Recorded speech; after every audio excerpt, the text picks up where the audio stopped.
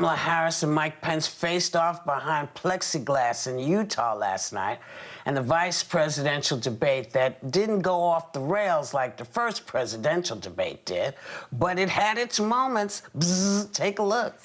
The American people have witnessed what is the greatest failure of any presidential administration in the history of our country. The president said it was a hoax. I want to add, Mr. Vice President, I'm speaking. I'm speaking. The fact that you continue to undermine public confidence in a vaccine, if the vaccine emerges during the Trump administration, I think is unconscionable. And Senator, I just ask you, stop playing politics with people's lives. He interrupted me, and I'd like to just finish, please. If you have a pre-existing condition, heart disease, diabetes, breast cancer, they're coming for you. If you love someone who has a pre-existing condition, they're coming for you. They'd like to know if you and Joe Biden are going to pack the Supreme Court if you don't get your way in this nomination. Let's talk about packing. You once again gave a non-answer. Joe Biden gave a non-answer. Trying to answer you now. I just want the record to reflect she never answered the question. Well, look, I don't know what to say. I'll just open it up and say, who made the case last night? I'll start with you, Sonny.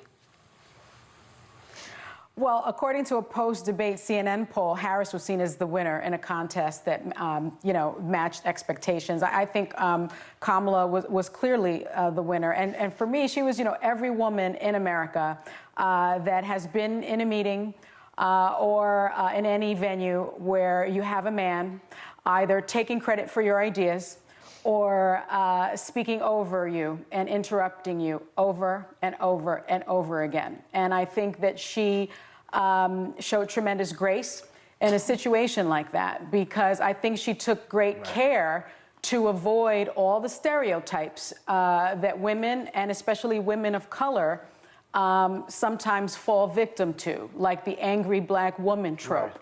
I mean, President Trump was just on Fox News this morning calling her a monster, which, tried to dehumanize her. And so I think she did a really good job in doing that. She defended her prosecutorial records. And I think that she could have punched back much harder, but she did not do that. And the emotional and mental fortitude that it takes to restrain yourself like that, I know very well. And I think that she did an excellent job last night. What about you, Sarah? Well, overall, I would have to say that Kamala probably won the night, although I found the debates in general rather boring, aside from the highlight of the fly, which was just, I loved it. But I welcomed the boredom, because it was a stark contrast to what we had seen. It was actually, it had substance, it had debate, it had back and forth. If the presidential debate was off the rails and unscripted, I found this pendulum swung a little too far to being over-scripted and over-coached, because there was a lot of dodging questions, mostly on Vice President Pence's part, and pivoting to where you wanted the conversation to go rather than answering. Now, Pence dodged on the pandemic, affordable care, global warming, the peaceful transfer of power. But the one dodge that did bother me on Kamala and Biden's side was the court packing, because it won't sway my vote, but I'm interested in hearing an answer, and they know that's coming, so I'd like to hear something else. But the CNN poll that Sonny quoted is important here, because on social media, everyone clung to their own candidate, and that's who they thought won the night. But CNN's poll that was referenced had Kamala, Pence's number stayed the same. Kamala went up with men, women, and Trump supporters from 4 to 12%. So I would say those numbers speak to a victory. Right. Joy, what about you? Well, first of all, I heard that the fly paid more taxes than Trump. Just saying. As far as who was better, Kamala's job was to reassure the American people that she could take over in case, God forbid, something were to happen to Joe Biden. And I think that she did that beautifully, and she let Americans know who she was. But the thing about that Pence, see, it's easy to dismiss Trump's craziness and the way he acts, like calling her a monster. This guy is much more smooth and smarmy in his lying, you know? Kind of like a milkshake laced with hydroxychloroquine, whatever that is. You know what I'm saying? He's different. You don't trust what he's like, he's much more dangerous in many ways, Mike Pence, because and then my favorite part was when he goes, stop playing politics with people's lives. That was the biggest joke of the night. Who turned the wearing of masks into a political football? Not Kamala.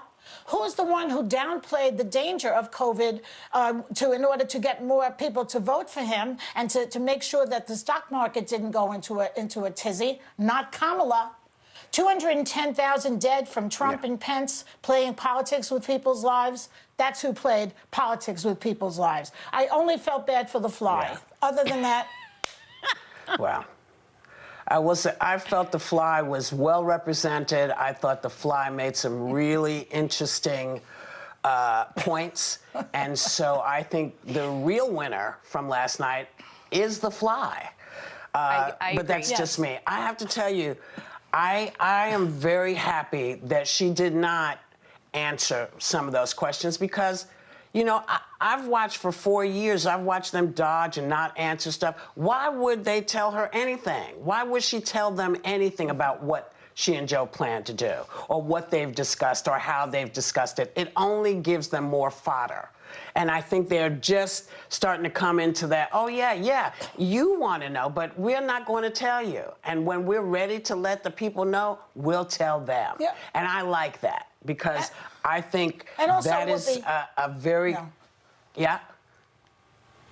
I was going to answer Go ahead, Sarah, who wanted to hear about the 13 people on the Supreme Court. That's a hypothetical question. There's no reason why she has to answer a hypothetical question. I think after all this time, though, they're smart. They could answer it differently than dodging, because I think that I want to hear something. Why? I want to hear, because it matters just as much as people are talking about the Supreme Court on the other side and wanting to sway it. Like, I have thoughts on where it doesn't change my vote. I'm just saying, as a concerned citizen and a supporter, it doesn't change because a hypothetical doesn't change anybody's vote. That's why I say leave it alone. I think the real question, though, Sarah, is why are the Republicans? The real question is why are the Republicans trying to push through a nominee with less than 30 days before the election? And that's something that even Abraham Lincoln didn't do. And that's something that Kamala pointed out. I mean, that's the real question that needs to be answered, rather than a hypothetical question about court packing in response to what the Republicans are planning to do, right? I just feel for strategy, if they clearly had a better answer so it doesn't look like she isn't answering, he kept not answering, and then when she does and he's like, oh, she didn't answer. I think there's a smoother way to do it. That's all I'm saying, is that I think they should have a better answer by now. If it was any smoother, I'm glad that they did. I'm glad that they didn't. I'm glad that they. I have to say, I'm glad that they didn't, because one of the things that Democrats tend to do is we try to be forthcoming with everything that we're thinking. And this time, I think it's, you know, be more thoughtful. Just don't, you know, if you don't know, don't answer.